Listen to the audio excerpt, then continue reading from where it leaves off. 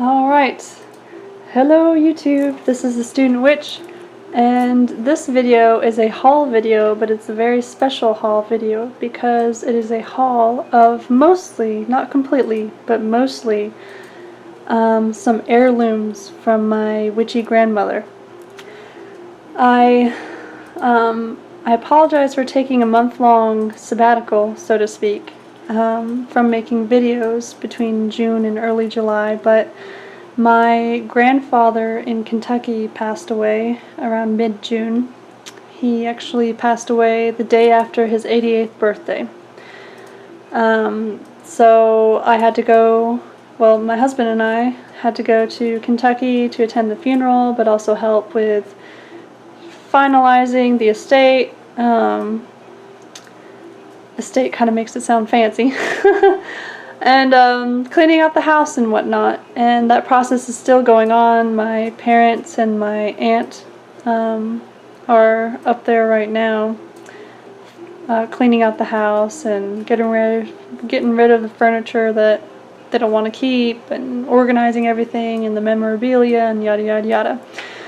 Well, since they're cleaning out the house, that leaves a lot of heirlooms for mostly me and my sister to end up with. My grandmother, and this is all on my dad's side of the family, she originally had 5 children, but the first 3 children all died as infants for either birth defects or just being stillborn. So of her 5 children, only the last 2, my dad and my aunt, survived. So that left her with only 2 children. And then on top of that, my aunt had issues with her ovaries, and so she had to get a complete hysterectomy, and she couldn't have children. So my sister and I were the only grandchildren, and the only ultimate, or so far, we're the only inheritors of the furniture or the memorabilia, yada yada yada.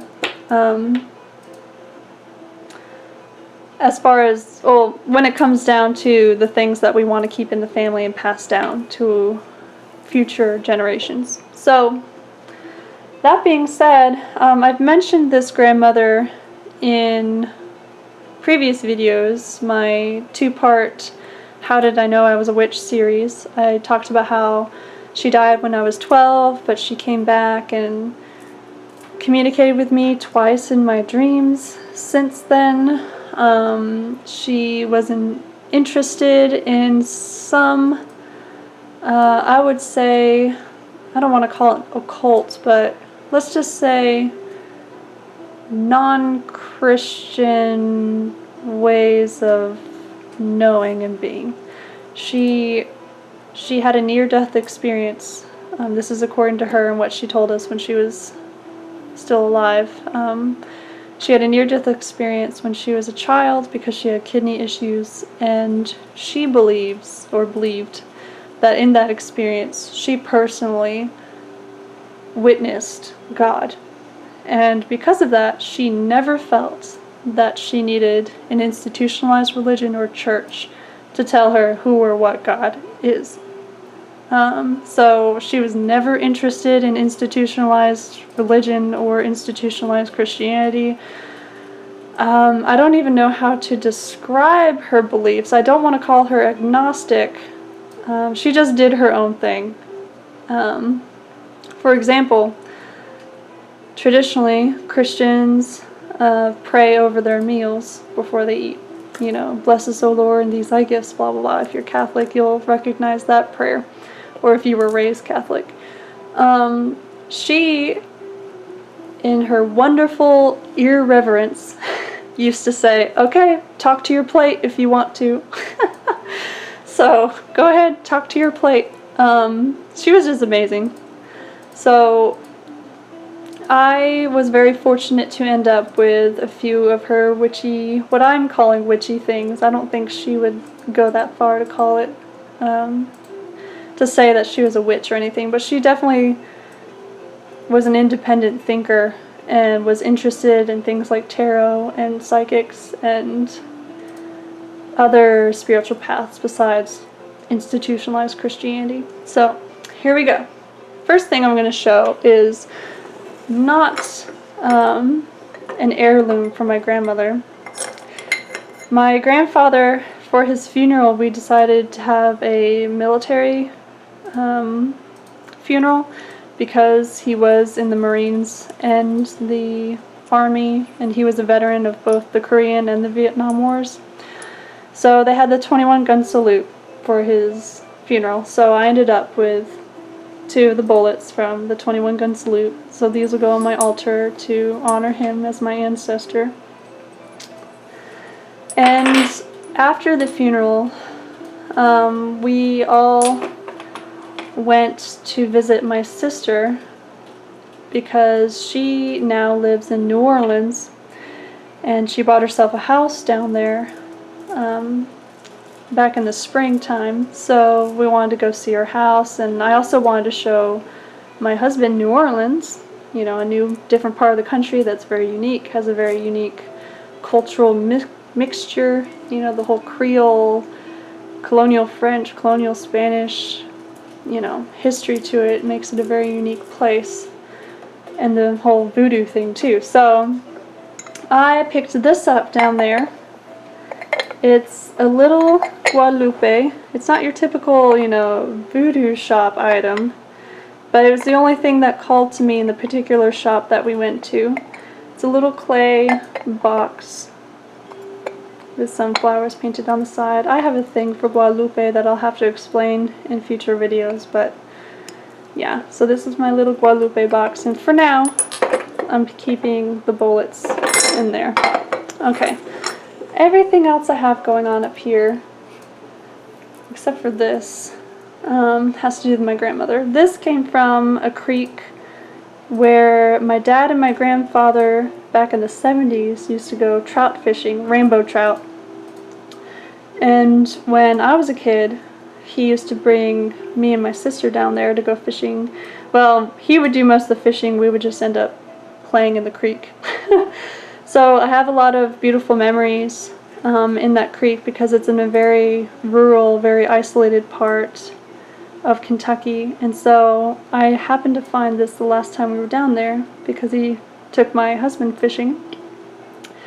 And this is just a beautiful kind of, the first thing that came to mind was it's a natural amulet against the evil eye, because on the outside it's just your typical rock, but on the inside looks like it has, you know, the evil eye mark on there, or the protection against the evil eye. So I'm not really sure how I'm going to use this guy. Maybe I'll just carry it around in my purse for protection or something like that, but I just thought that was too cool to not pick it up. So I have to thank that creek for this. Alright, now everything else here has to do with my grandmother. First off, my grandmother, she was a painter. She taught herself how to paint. She was never formally trained. She started off doing sketches and then paint by color, and then she watched the Bob Ross guy on PBS. And she got so good to where eventually she used to teach classes, and she also taught my sister. So my sister kind of inherited her painting skill, I'm going to say. So I went through the house, and I wasn't able to bring much back to the apartment with me because we have limited space. But I did bring back 4 paintings, and this is one of the small ones. There's a flower series of 2 paintings, so this is one that she did. So that's fairly small, it's beautiful. And this is the other one that matches it, with a little butterfly. So those are just, you know, small, simple, well, not simple because I wouldn't know how to do that. I don't know how to paint or draw. But 2 little flower kind of still lifes with a butterfly that she did.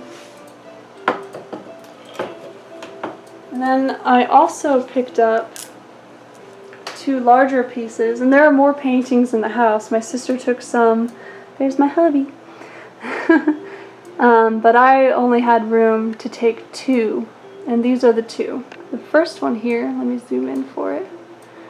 It's a still life, and I personally love still lifes. I know they don't get as many or as much attention as other forms of art like portraits or landscapes, but I personally love still lifes because it's a moment in which the artist can show off his or her skill. And considering the fact that my grandmother, she only had a high school level of education, she had in many ways a rough life, but she was able to teach herself this skill and use painting as a way to express herself is just amazing to me. So here, let me zoom in a little bit more here. You're not in the picture anymore, don't worry. You can see the still life, the corn, the tomatoes, the pottery, a nice kind of New Mexico or Mesoamerican kind of feel to it out west. So, and I love how the painting, it starts with the drapery up in the left corner here, and then the movement naturally brings you diagonally down. So that's the first painting I brought, which was always one of my favorites. And then the other painting is more of a landscape. Let's see if I can zoom in a little bit more here. There we go. And I always love this painting because it's a winter scene, and I'm a winter baby. My birthday is the winter solstice, and my grandmother's birthday is in January. So everyone else in our family, their birthdays are either in June or July. So we're the two winter babies, so I always loved that connection. But it's just a beautiful country scene, you know, with the horses and the snow and the cabin and the glowing lights from the candles coming through the windows. And then up in the right corner, the tree branches coming out to kind of make it feel more complete. So those are the two other paintings that I was able to bring back with me. And there's my hubby doing hard work. Okay. So back to this. Let me get this camera set up. So I also brought with me just a little trinket from the kitchen. On top of painting, my grandmother was an amazing cook. She was originally from New Hampshire, close to the Canadian border, so she grew up with all that great New England cuisine. And then my grandfather, he was from eastern Kentucky, the Appalachian Mountains.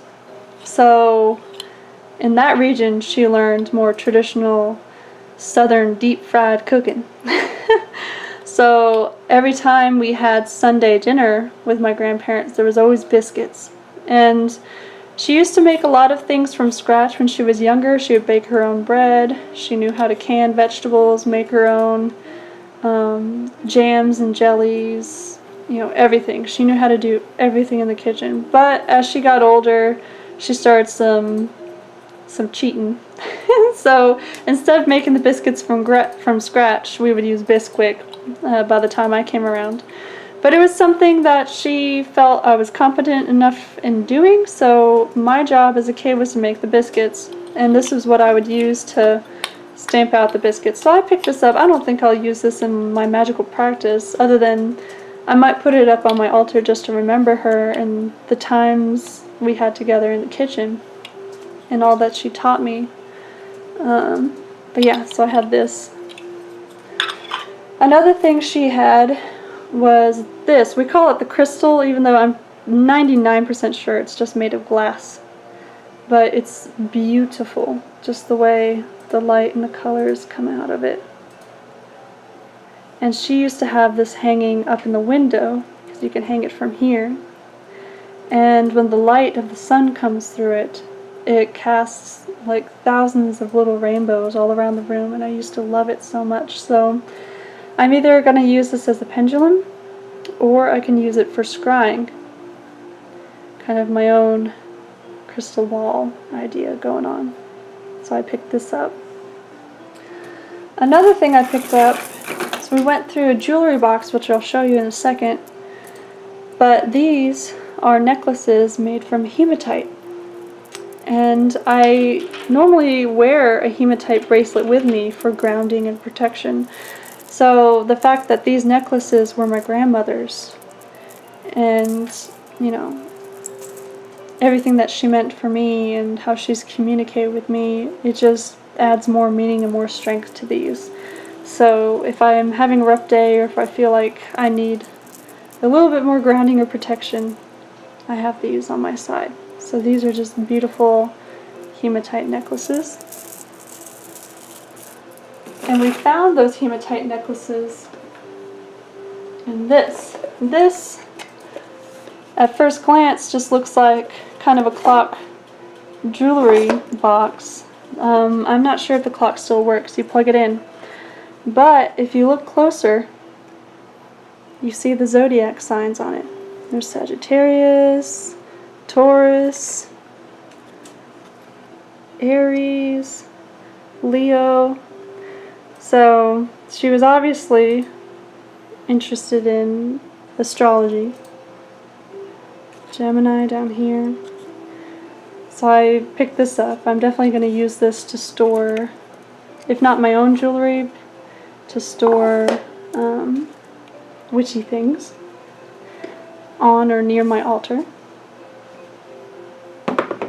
Move this for a second. And here she kept all of her cookbooks. My grandfather was stationed in Munich in the late 1950s. And I believe a friend of the family, gave them this box as a gift. It's made from metal, but it's painted. And it's from Germany. If you open it up, it comes with the original note describing the scene, or the historical scene that's painted on it, and it's all in German, so I have no idea what it says. Something about the year 1700. So this originally came with the box, but my grandmother, she used it to keep all of her cookbooks.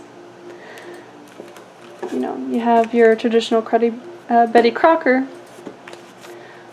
but it also has this Joy of Cooking cookbook, and I checked the date. This is from 1953, and this was actually my great-grandmother's Joy of Cooking cookbook. My grandmother's mother. So this was my great-grandmother's, then it was my grandmother's, and now it's mine. And if you open it up, you see that she included a lot of little handwritten notes and recipes and newspaper clippings.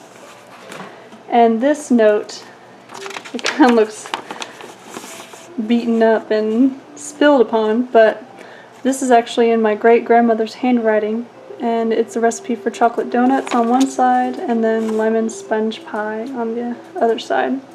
Obviously, it was used a lot in the kitchen. So that's kind of cool to have something in my great-grandmother's handwriting. So let me put all this away. And then I'll get to la pièce de résistance. The last thing I wanted to show you guys, and the most important to me, was this tarot deck. I mentioned in my How Did I Know I Was a Witch video, I think the second video, how I had a vague memory of my grandmother showing me and my sister a tarot deck. Now, I remember only seeing it once or twice, and like I said earlier, my grandmother, she died 15 years ago when I was just 12 years old. So I probably haven't seen this tarot deck in over 15 years. And my mom and my aunt were going through the house, cleaning it out after my grandfather's death, and they actually found it. It's a complete deck. It's a Rider-Waite deck from 1972. So you see Judgment. Here's the Fool. So this is the most important heirloom from my grandmother. Just because I have a personal memory of her showing it to us and what it means to me as far as her witchiness, the way she thought outside the box, you know. She was interested in divination, she was interested in tarot, she did not want to be part of any institutionalized religion, and that just says a lot to me. and she was very important to me. So the fact that I can use this tarot deck and work with it and maybe with her, just, it's incredible. So there's the Empress, and it's a beautiful deck. So from 1972, long time ago. So yeah, that is everything. Those are all the heirlooms I came back home with. And I hope you guys enjoyed this haul video. Thanks for watching. Blessed be. Bye.